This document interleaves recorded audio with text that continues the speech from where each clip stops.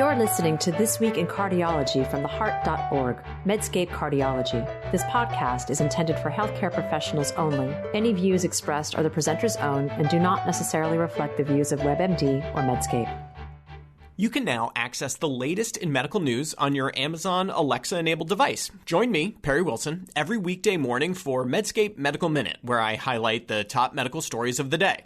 To add Medscape Medical Minute to your flash briefing, search for Medscape Medical Minute on Amazon and click Enable. Or open the Amazon Alexa app, go to Skills, search for Medscape Medical Minute, and click Enable. Then say, Alexa, what's the news? Or, Alexa, what's my flash briefing? I hope you'll join us. Hi, everyone. This is John Mandrola from theheart.org, Medscape Cardiology, and this is This Week in Cardiology for September 30th, 2022. This week, pulmonary embolism, coffee, when direct-acting oral anticoagulants don't work, lipoprotein a, and the marginal benefits of current cardiovascular therapy. Let's first talk about pulmonary embolism. At the TCT conference, we learned results of a very novel way to treat patients with severe PE. And that's good because acute PE is a deadly condition. Upwards of 6% of inpatients die from PE, and the rate of death is not decreasing. So I'm going to talk about PE for a bit, but in the end, there's going to be a message about evidence that everyone can appreciate, so hang in there. Now, let's first leave aside the diagnostic problem of this condition, which is still tricky, and we'll focus on PE treatment, which also remains a real challenge.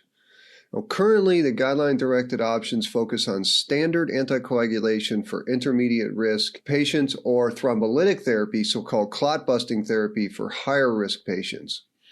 Now, thrombolysis can be given systemically or delivered through a catheter in the pulmonary arteries.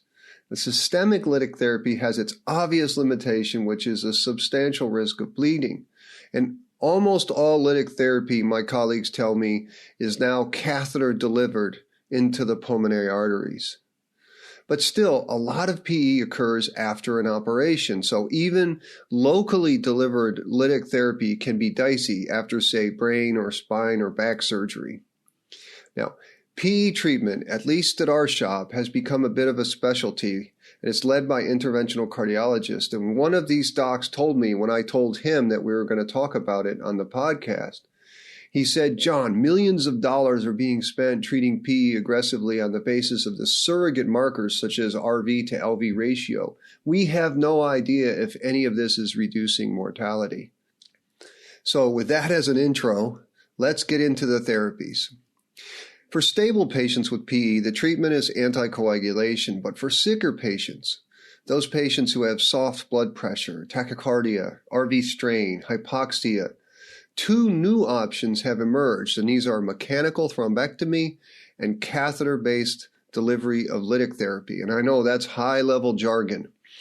Mechanical thrombectomy means putting a 24 French, very large catheter through the fragile right ventricle into the PA, then taking the straw-like device and actually sucking the clot out.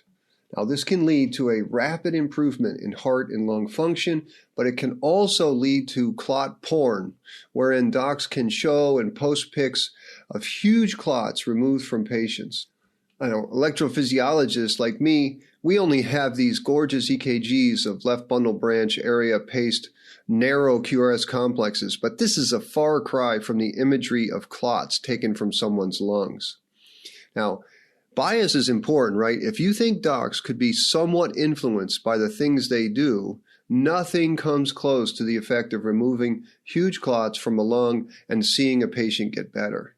The bias-inducing effects of placing a stent or doing pulmonary vein isolation, these has no chance against clot removal from a mechanical thrombectomy device.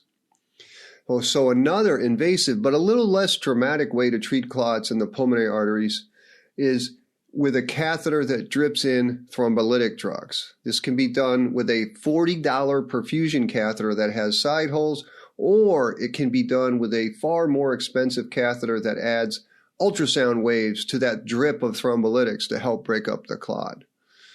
Now, at TCT meeting, we heard results of a single-arm study of mechanical thrombectomy device. It was called the FLASH study, and it was published in Eurointervention, first author Catalin Toma. It included 800 patients with a mean BMI of 34. More than three-quarters had intermediate risk PE, about 8% had high-risk PE, and a third had a contraindication to lytic therapy. And the results were pretty good. Major adverse events occurred in about 2% of patients, and only one patient had a cardiac injury from the huge sheath and stiff wire, which is pretty amazing to me.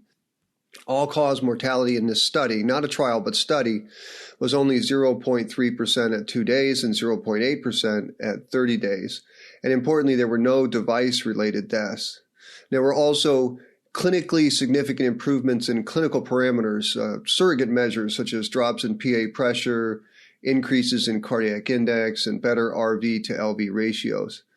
The number of patients with severe shortness of breath also plummeted, but of course there's going to be a huge placebo effect here. The central illustration of this paper also included clot porn, these pics of huge clots and PAs that were full of clot before and then were patent afterwards. The mechanical thrombectomy device called the FlowTriever gained FDA clearance and CE mark after a single-arm study called the FLARE study of 100 patients, and this found success in removing clot from the PA of patients who had pulmonary embolism. Now, in the TCT news coverage from Steve Stiles, it seems many of the experts that Steve spoke about systemic lysis, but that's weird to me because we rarely use systemic lysis. And of course, either invasive strategy is going to have less bleeding than systemic lysis. That is not the question.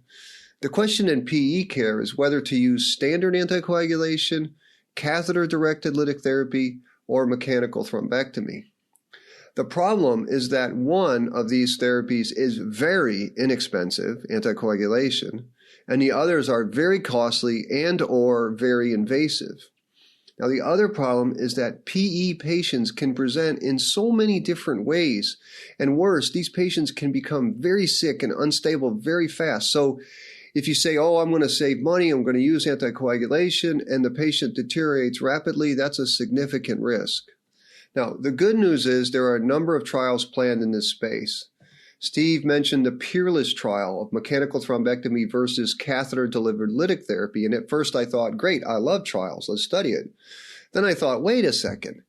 If the mechanical thrombectomy catheter is already approved, why would the company study it? Why not just market it and promote it to a rapturous audience of doctors, say, like the makers of left atrial appendage devices or LV support devices? And then I thought, well, maybe they want to increase market share because the rise in obesity is going to be causing a lot of pulmonary embolisms to occur. But here are the evidence lessons for everybody. There are two major issues with this Peerless study. And one is that there is no standard anticoagulation arm. It's only one invasive device versus another. Having an anticoagulation-only arm is scary from a sponsor's point of view because if that was as good, it would crush business. Now, the other problem is the choice of endpoint in this Peerless study. It's an industry-sponsored study of 2 PE treatments, and it will use a composite of death, intracranial hemorrhage, major bleeding, and clinical deterioration, and all of these are great endpoints. But they also include ICU length of stay, and the problem with that endpoint being in the composite is that in our hospital, and probably others too, you can only infuse lytics into the pulmonary arteries in an ICU. So even if there are no differences in these harder endpoints, if there is a shorter ICU length of stay, the trial could be spun as cost savings to the hospital. Now, there are other trials in this space as well, and our hospital is involved with another trial called HIPEIHO, HIPEIHO, and this is a trial of an ultrasound-facilitated catheter-directed lytic therapy versus anticoagulation. This trial will have extremely selective entry criteria and 3 primary outcome events: PE-related mortality, PE recurrence, and cardiorespiratory decompensation or collapse. And it's a bold trial because the comparator arm is anticoagulation alone. And I realize this pulmonary embolism space is complicated because the assessment of which PE patients are stable enough to take anticoagulation alone is very hard. It's complicated because catheter-delivered lytic therapy comes with different doses of lytics, with lower doses approaching almost no increase in bleeding over anticoagulation alone, as well as the fact that catheter-delivered lytics can be done with a plastic perfusion catheter or this very expensive ultrasound catheter. Mechanical thrombectomy, of course, has the potential advantage, but it has a significant learning curve. I mean, this is hard to learn. And I want to close this discussion with some deference to those working in this space, and here is why. When we treat people with acute PE, we are in the purest form of medicine. That is, we are treating extremely ill people who absolutely need our help. This is not like studying a reduction in a surrogate outcome of, say, irregular beats on an EKG, or, say, a tiny reduction in future non-fatal events, or one kind of hospitalization. Treating PE is about saving life and preserving lung function. Yet there is going to be a lot of money at stake, and consumers of this evidence will have to have their thinking hats on when more trial results come. Next topic is another coffee study came out. There are so many coffee studies. There are so many media reports of coffee studies. And I've written previously that we need to stop studying this topic with observational methods, as well as stop studying chocolate and blueberries and quinoa and saunas. I contended that it was wasteful, and all these studies are fatally confounded. Yet the eminent group of Melbourne arrhythmia researchers obviously felt differently. This is a group that has published some of the most important work in electrophysiology, so I will extend them some deference.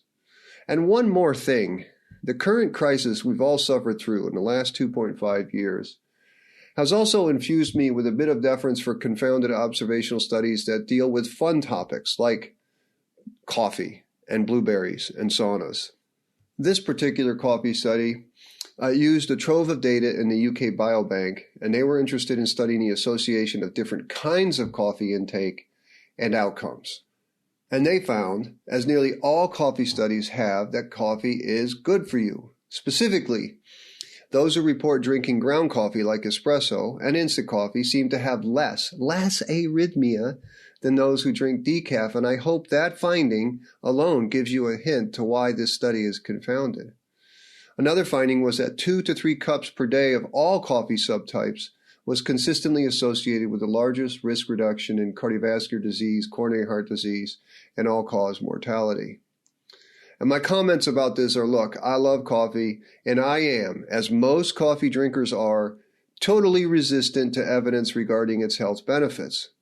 Yet, no matter the eminence of the research group, these sorts of studies are confounded by the fact that coffee drinking surely associates with other activities, and it is probably these other activities that cause better outcomes. For instance, I know almost no competitive cyclist, for instance, that does not drink coffee. Now, you can only adjust for these confounders that are in spreadsheets.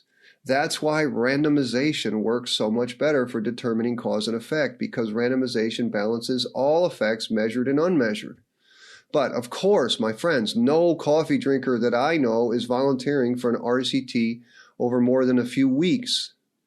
And why would decaf coffee associate with more arrhythmias, for instance? And that's a perfect example of confounding, because those drinking decaf are abstaining from caffeine for a reason, because they're either having or worried about having arrhythmia symptoms. Finally, the pandemic has softened my view of these papers. When this came out, it offers those of us in the public square, the online public square, a brief respite from the endless and futile debate regarding this respiratory virus. So for this, I say to the Melbourne researchers, I'm grateful. Okay, third topic, when DOACs do not work. In 2013, when the New England Journal of Medicine published a realigned trial of dabigatran versus warfarin in patients with mechanical valves, aortic valves, it was terminated early because of an excess of stroke events in the dabigatran arm. I was surprised. After enrolling only 252 patients, there were 9 strokes in the dabigatran arm and 0 in the warfarin arm. Now, this data was in stark contrast to the AFib and VTE data showing equivalence of DOACs with warfarin. And we recently learned that the PROACT 10A trial tested what most of us now feel is the better DOAC, apixaban, in a specific kind of mechanical valve, the onyx valve in the aortic position. Now, onyx has some data showing that it might be able to be used with reduced INR requirements, so the company felt it was worth studying a DOAC. And it would have been a huge finding because obviously the main drawback of mechanical valves is the warfarin requirement. Remember, these clickers, as I call them, they last much longer than bioprosthetic valves. And I know there's great excitement for TAVI. Remember, this is a tissue valve. It won't come close to lasting as long as a mechanical valve. But it was not to be. As announced in a company press release, the Trial Data Safety Monitoring Board recommends stopping the trial due to the interim analysis, which found a low likelihood that apixaban would even reach non-inferiority of warfarin. Stroke rates were higher in the apixaban arm. And it's possible someday, perhaps the factor 11 inhibitors that are coming to be might prove non-inferior to warfarin in mechanical valves, as factor 11's higher up in the coagulation cascade than factor 10. But gosh, the factor 11 inhibitors have yet to pass muster in much less thrombotic conditions such as AFib. I guess the two messages here are that vitamin K antagonists, warfarin, are the only drug to be used in mechanical valves. And what's weird is that 2 docs have reached out to me to tell me that some doctors still use DOACs in mechanical valves, and this seems incredibly wrong to me. We should spread the word that warfarin is the only drug to be used in patients with mechanical valves. Secondly, it is a really good thing that trials have data safety monitoring boards to ensure that the least number of patients are exposed to inferior therapies, and I think in this case it worked very, very well. Final topic today is lipoprotein(a), aspirin, and the marginal effects of new cardiovascular therapies. This week on Twitter, I had a conversation about not overselling trial results, and my friend, Dr. Saurabh Jha, a radiologist who knows philosophy and history quite well, he wrote back, quote, "Remember, for the initial adoption of penicillin, there were neither marketing teams nor a team of academics conducting a meta-analysis." He wrote, "We're now in the zone of extremely marginal benefits." Well, my friends, Jack has published a paper that so perfectly encapsulates the notion of extremely marginal benefits. This was a sub-analysis of one of the most important trials of this decade called the ESPRIT trial. ESPRIT was low-dose aspirin versus placebo in elderly individuals who were free of cardiovascular disease. ESPRIT randomized 19,000 individuals. The primary endpoint was death, dementia, and physical disability. Aspirin did not prolong disability-free survival over 5 years. It also did not reduce cardiovascular events. It did increase bleeding, and sit down for this, after almost 5 years of follow-up, the risk of death from any cause was 14% higher in the aspirin group, a result that reached statistical significance. Now to the ESPRIT sub-study. The authors analyzed about 12,000 of the 19,000 individuals in the trial who had genotyped blood samples. Now, they were interested in lipoprotein(a) effects, but they did not have lipoprotein(a) levels, so they used 2 surrogates, a carrier status of 1 gene variant and quintiles of a lipoprotein(a) genomic risk score. Their 2 outcomes were A, an interaction between genotypes and aspirin in models for the incidence of major adverse cardiac events and bleeding, and they also analyzed these associations in the aspirin and placebo arms separately. Basically, they're looking for heterogeneous treatment effects of aspirin in patients with genetic risk for lipoprotein(a) elevations. Now, before I tell you the results, let's briefly go over lipoprotein(a). Not too much, though. Lipoprotein(a) is a cholesterol particle that is genetically determined and is likely an independent risk factor for cardiovascular disease. In Mendelian randomization studies, which are nature's RCTs, in which individuals who have genetic variants leading to low or high lipoprotein(a) levels, these studies find strong protective associations of being born with genes that lead to low lipoprotein(a) and higher cardiovascular risks in people who have genes that lead to higher lipoprotein(a). Elevated lipoprotein(a) confers up to a 4-fold increased cardiovascular risk, and nearly 1 in 3 individuals in the general population may be affected. And interestingly, there are no drugs that target lipoprotein(a), though there is a short interfering RNA drug, which in a phase 1 study looked fairly promising. This resulted in a dose-dependent reduction in lipoprotein(a) levels, and it had no adverse effects, but gosh, this is very early. Now, it turns out that lipoprotein(a) has biochemical similarity, so-called homology, to plasminogen, and some data suggest that lipoprotein(a) prevents plasminogen activation to plasmin. Now, this has led to the idea that these elevated levels may have an anti-fibrinolytic effect, thereby tilting the coagulation cascades toward clotting. Lipoprotein(a) may also be a platelet aggregator, and that's another means to increase CV risk, and I know there's a lot of plausibility, basic science stuff there. Anyways, this has led to the idea that aspirin may be especially helpful in patients who have high lipoprotein(a) levels.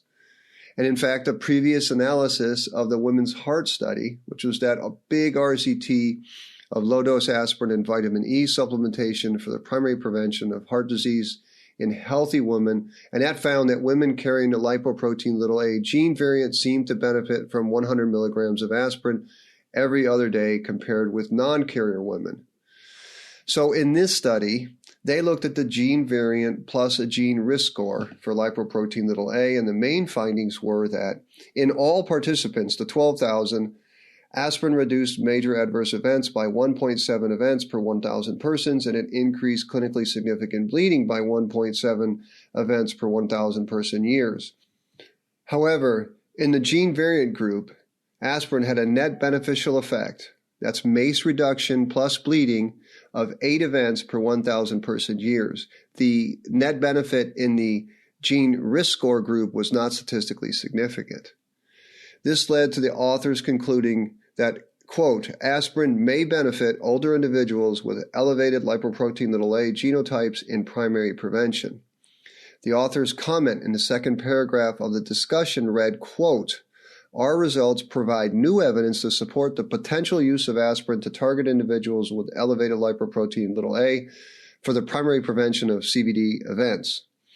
Another comment from the authors in the paper, nonetheless, given the lack of any currently approved therapies for targeting elevated lipoprotein(a), our findings may have widespread clinical implications, adding evidence to the rationale that aspirin may be a viable option for reducing lipoprotein(a) mediated cardiovascular risk.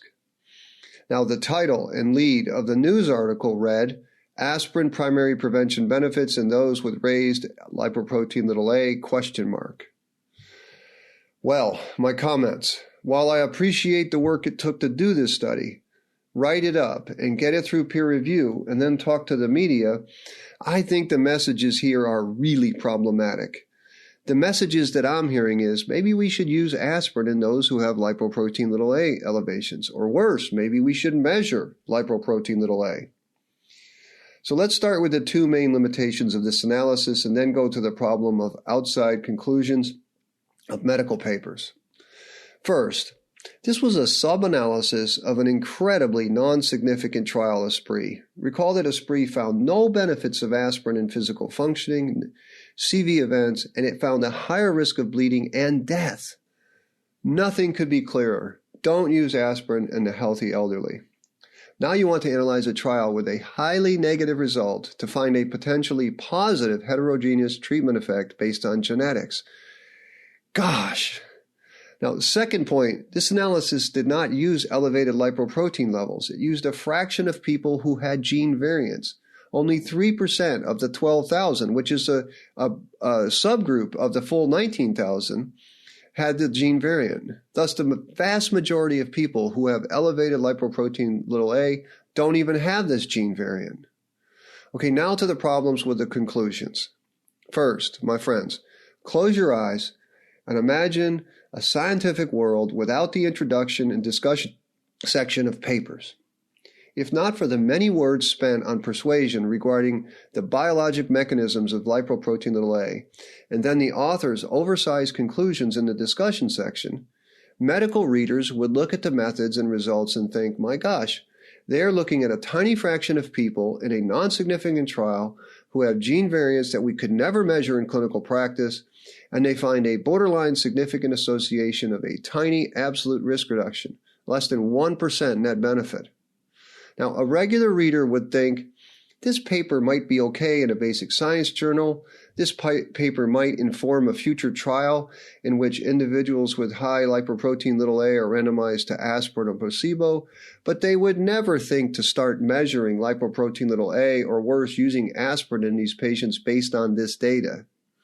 Come on, the main results of the ESPRIT trial are clear. Aspirin is a bad idea in older people without heart disease, period. So this problem gets back to what Dr. Jaw said about the marginal value of current cardiovascular therapies. Major developments don't need sub-analyses such as these. These sorts of papers don't deserve this much attention. If we want to help patients who do not have heart disease to avoid heart disease, we discuss with them the benefits of exercise, a healthy diet, having fun, going to sleep. Perhaps at most we measure their cholesterol so to estimate a 10-year risk, and if the 10-year risk is high enough for them to accept a pill every day that reduces non-fatal events by about 25%, then they can take a statin. Otherwise, we leave these people to live their life free from medical interference. And so that's it for this week in cardiology. As always, I'm grateful that you listened. And remember, friends, if you like this podcast, please take the time, give us a rating. Even a 1 or 2 sentence review goes a long way to helping others find us. Until next week, this is John Mandrola from the Heart.org, Medscape Cardiology. You're listening to This Week in Cardiology from the Heart.org, Medscape Cardiology. This podcast is intended for healthcare professionals only. Any views expressed are the presenter's own and do not necessarily reflect the views of WebMD or Medscape.